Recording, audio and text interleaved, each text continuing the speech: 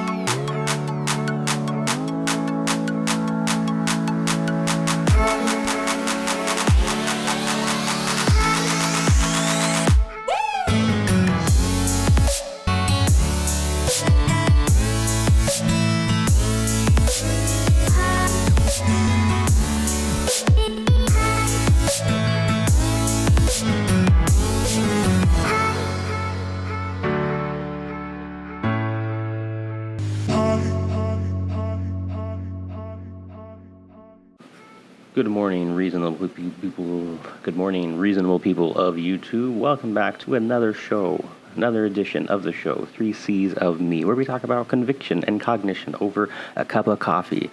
Complicated conversations that don't end in killing people. Hopefully. So, as I stated in my very well recorded intro at the Albany Air and Art Festival, we're talking about hot air balloons and the Nikon Z6 and Nikon Z7. How do they relate? Well, that's why you watch this show, to see how weird random things relate in a philosophical, intellectual manner. So, Nikon Z6 and Nikon Z7. If you clicked on this title, you probably already know what they are. I'm not going to spend a whole bunch of time talking about them and their specs and all this kind of stuff, because you just Google it and YouTube has belabored the specs of these new cameras. If you don't know what they are mirrorless cameras being released from Nikon, not going to be shipped until the end of September and November. They were really supposed to be competitive cameras in the mirrorless market, particularly with Sony, because Sony has been dominating the mirrorless market for 10 years now, and Nikon and Canon, the two industry behemoths, have done nothing about it, and everybody has been saying, you need to do something about it. So they did. So Canon and Nikon are going to be releasing mirrorless cameras. Nikon did their release on the 23rd of August, 22nd at 9 p.m. if you live in my part of the country or world. Canon is probably going to release theirs in September or something like that. Don't quote me on that. I don't know for sure. Canon has been pretty tight-lipped about the whole thing, whereas Nikon hyped theirs up ridiculously, which is part of why the YouTube community has lost their mind. Yes, it's true. They have lost their bloody minds over these dumb cameras. And it's crazy to me. But let's think about this. When you fly a hot air balloon, what do you need? You need a lot of material. You need a burning propane system of some sort. I don't know if they actually use propane, but it's a huge burner, and they put it in a giant basket that can hold 3 or 4 people, and it's just this huge fabric balloon that you put a ton of hot air into, and it rises. And then you can sort of control it a little bit. But once you get it up there, it's really at the mercy of the wind, predominantly. So you have to fly really early in the morning so that the wind will not be completely out of control because the wind changes between what's on the ground and what's higher up. So if you go too high, it could get too windy, you could get blown off course, God only knows what can happen, it could be dangerous. So ballooning is a very precise and imprecise thing at the same time. You have to really know what you're doing, or you could screw something up or make somebody's day. You could give somebody a very bad day if you you just land somewhere in the middle of the city or something like that because your balloon's falling apart, or you ran out of fuel or whatever. So in relation to the market, I would say ballooning has some interesting parallels because you do have to be really precise, and you can be very precise, but at the same time, once you set that balloon up, the market is going to determine where it goes, not your intentions or your specs or how much work you put into it or the quality or anything like that. It's going to be the public perception and response to your product, and it's going to drive your sales to where you want it to go or away from where you want it to go. So Nikon was supposed to release some cameras that could rival the Sony mirrorless cameras. Particularly right now, it's the A7 III and the A7R III, okay? They're probably the best mirrorless cameras on the market. That's what everyone says. I mean, I don't know that for sure. I'm not a Sony shooter. I don't shoot with Sony. I shoot with Nikon. Or if you're British, Nikon. Or Nikon. Or I don't know. I'm American. I live in Oregon. We say Nikon. Sorry. So I don't have a lot of money that I can just go buy a ton of cameras, and I'm not going to. I'm not going to go buy a million different things to just test it out to see what I like. Okay, like I learned on Canon, or I learned on Nikon. I've shot with Canon. I think Canon is weird and backwards because it's not what I learned. So I don't shoot with Canon very often, and all that kind of stuff. But the more you learn, the more you realize that, like, hey, Sony is doing a really good job. Canon, their video dual pixel autofocus is knocking it out of the park. Everybody who's vlogging on YouTube is using the Canon because it doesn't do this. Because that's annoying as crap, okay? That was one of the things that everyone was like, Nikon, you've got to fix this. And they just haven't for years, okay? So they finally come out with these cameras, Z6 and Z7. And wait, hold on. That's not where I was going with that. Okay, so right. I don't know. I don't shoot on Sony a lot. I don't shoot on Canon a lot. I shoot on Nikon. It's where I make my money and it's where I make my videos. I like it. I like having a Nikon. I buy Nikon lenses. It's just, it's what I do. So when I heard that Nikon was releasing a mirrorless camera, I was like, whoa, this is going to be awesome. But I also know Nikon's video quality is not great. Well, quality is not the thing. It's their focusing for their lenses and system and stuff like that. So I was like, this is their chance to do a really good job and rival the video production of Sony and Canon and all the other guys. Apparently Panasonic and Fujifilm and all these guys are doing really good too. Olympus.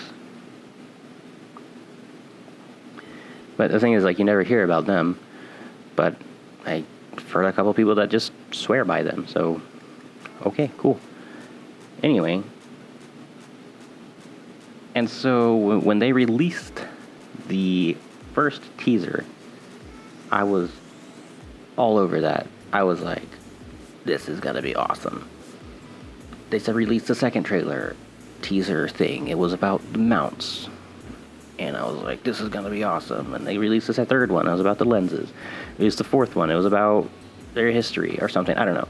And then they released the fifth one, and it was like awkward and dumb. And I was like, okay, that sounds cool. There was like one helpful piece of information in it. And then I rewatched the actual release. They stayed up for an hour watching the release, and I was like,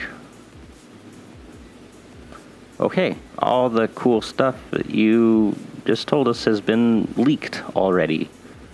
Whether these leaks are intentional or not, I don't know, but these companies need to figure it out. They need to stop releasing and leaking all the information, because I stayed up for that entire thing, and I was like, I knew all of this the night before, because I was really, really interested in all of this, sort of borderline obsessive, because this is the next $2,000 or $3,000 or $4,000 I'm going to spend on a camera to get better video, get better image quality, to get better controls.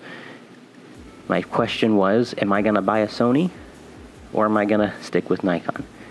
And when Nikon released the idea of a mirrorless system, I was like, well, this seems like it should be a pretty easy decision now, because obviously after 10 years of Sony just dominating the mirrorless market, Nikon and Canon should have a pretty good idea of what to do to beat them, right?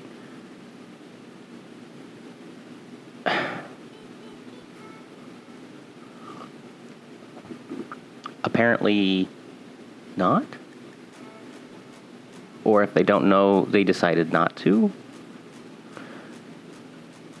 Because their cameras, let's just be honest, are not like anything really like new, groundbreaking, or revolutionary. They are comparable or similar to the A7 III or the A7R3, or the Z6 and the Z7 respectively.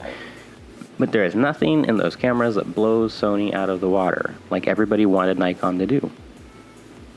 And everybody that I've heard who's reviewing them is like, I really wanted you to succeed, Nikon. I really wanted you to not be left behind in the mirrorless competition.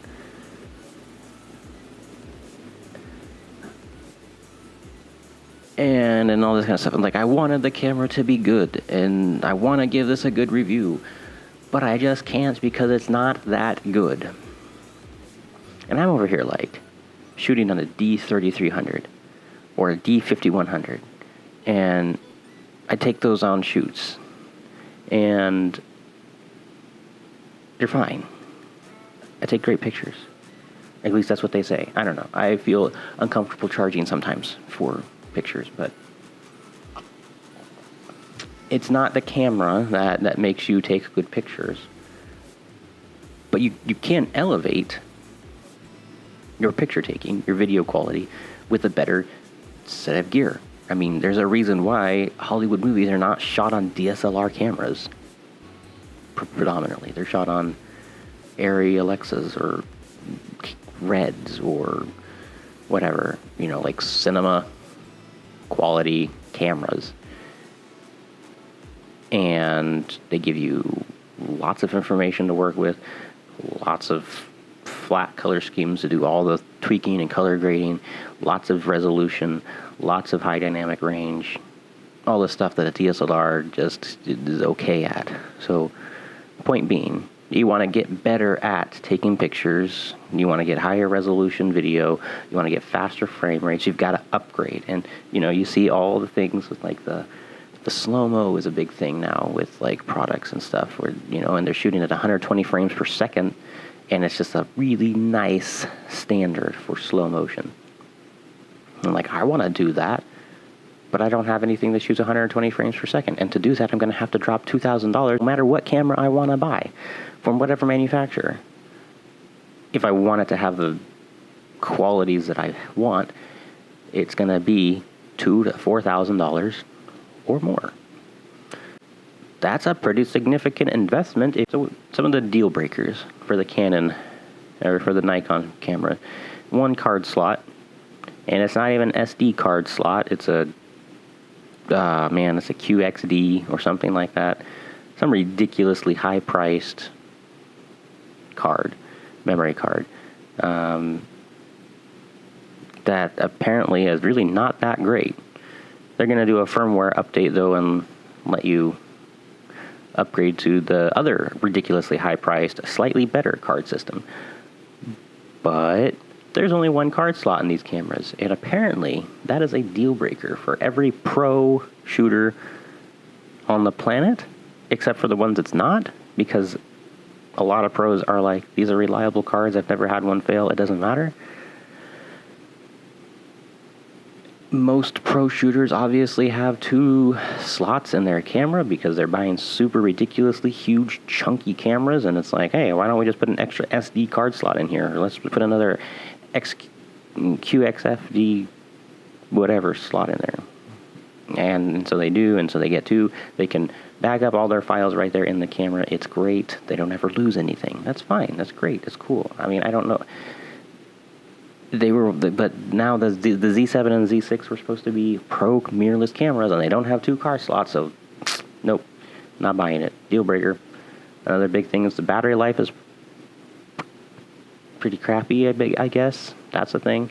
The screen is not articulating, as in like it flips down but doesn't flip out. So on this 5100, that, you know, oh my gosh, I know if you're a pro shooter, you're gonna cringe. I own a 5100. Oh man, but I take pretty good pictures on a 5100. Anyway, I got an articulating screen on it, and I'm looking at myself. It's probably distracting because my eyes flip back and forth, but I want to make sure that I'm relatively in focus. Because if I left the autofocus on this thing, it would always do this. Also, speaking of autofocus, they did come up with a new autofocus type of thing. So they've already had the contrast autofocus, where it looks for contrasting pixels and finds one, you know, that's like white, dark, fits between the two. Well, they also have a phase autofocus now. And I've heard mixed reviews on this as well. But it looks, to me, to be a lot smoother than what I'm working with. So it looks, from my perspective, amazing. Anyway, all of this to say, what was Nikon thinking?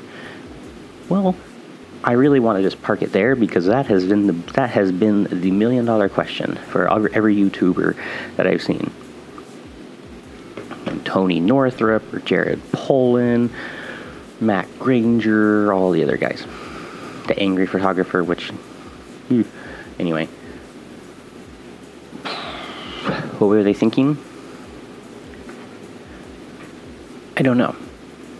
However, on a philosophical sort of note, isn't it a little weird for a photographer who, you know, sort of probably self-employed or works for a pretty small company, sort of criticizes the business moves of a $400 billion company or $6 trillion company or $4 trillion company? So of the companies, Sony, Canon, Nikon did the worst in revenue last year by a significant margin, because 800 billion is not even 1 trillion, let alone 4 and 6 trillion like Sony and Canon are pulling right now. So Canon and Sony are doing fine. So a photographer using the products of one of these companies definitely has every right to be like, I don't like this product. And that's all fine and good to be like, I don't like your product. But then for a single business owner or a small corporation owner to criticize an entire company's marketing strategy, well, that seems a bit audacious, doesn't it? No, of course you can ask questions and be questioning, and I'm all for that. However, but they're making billions of dollars. They're employing marketing strategists and engineers and researchers and PR representatives, and they have chief executive officers that are making millions a year. Okay, so it's not like they take any of this lightly. It's not like it seems like they don't know what they're doing, but could it possibly be that they actually do know what they're doing? You can never really know for sure. Because companies go out of business all the time because people don't know what they're doing. But how convinced are we that Nikon, who's been doing business the longest, has the most extensive lineup for lenses, has arguably the best DSLR camera on the markets today, doesn't know what they're doing. I'm just advocating we take a step back and think about it for a second, and maybe it was a mistake to release these cameras with some features that are deal breakers to a lot of pros. Maybe they didn't actually want to just stick a knife in the back of the DSLR line when people are still ordering the D850. People still are waiting for it because they're out of it, because they can't keep up with the demand. So you have a camera company that can't make enough of its cameras for people that it wants, can't keep up with the demand, releases a new line, a new mount, a new set of lenses, a new type of camera, and they don't know what they're doing because they didn't include a couple of options. Also, if we know that Canon and Sony are releasing new systems this year, do you think Nikon knows that Canon and Sony are releasing new systems this year? Do you think they don't know that Panasonic is releasing a new one, a Fujifilm? Could it possibly be that they just needed to get a camera done that they could update and build off of? They could look at what comes out this year, and then they know what they really need to beat, because the A7 III and the A7R III are not the newest cameras on the market right now. So the fact that they didn't come out of the gate dominating everybody, I don't necessarily think means they don't know what they're doing. I think they've made some strategic plays that don't look good, but could possibly end up being better for them because they have it now. Now they can build on it and keep going forward.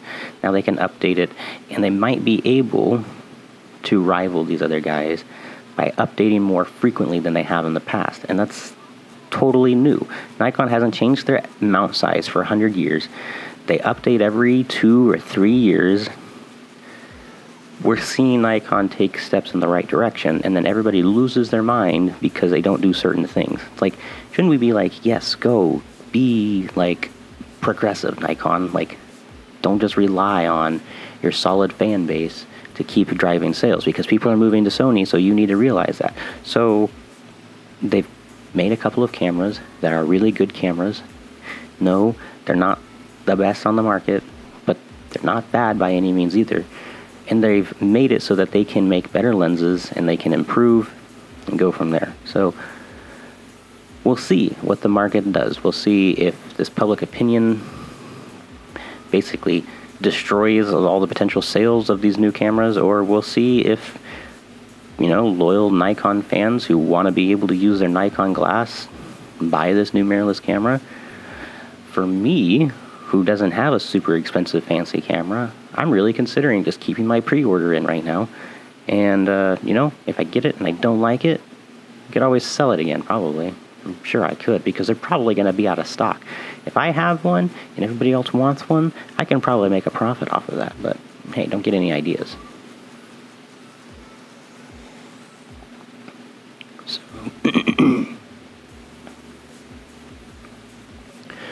yeah, so that's kind of all I had to say about it. Not really actually have a lot more to say, but you can only go so far on these things. So I know this might be this format with the sitting in front of the microphone drinking a cup of coffee is, not original. However, I don't know, I kind of missed this. This is sort of my shtick for this channel, so I think I'm going to keep it at least mostly like this. And, I'll implement some other things, kind of like the balloon sequences and stuff. I'll try and do more of that too. But for the most part, I think I'm going to stick to sitting down, having a conversation with you, being cool, being chill, being smart, just being reasonable, not complicated things. Also, I'm going to try and capitalize on whatever is going on in the world per that day that I'm recording. And I'll try and keep uploading frequently. So, thank you for watching, and, if you feel so inclined, like, comment, and subscribe. If you do subscribe, you'll have to hit the notification bell next to it. If you watch YouTube videos at all, this is all old hat to you. I'm not going to harp on it. Alright, well, thank you for watching. Until my next video, be reasonable, people.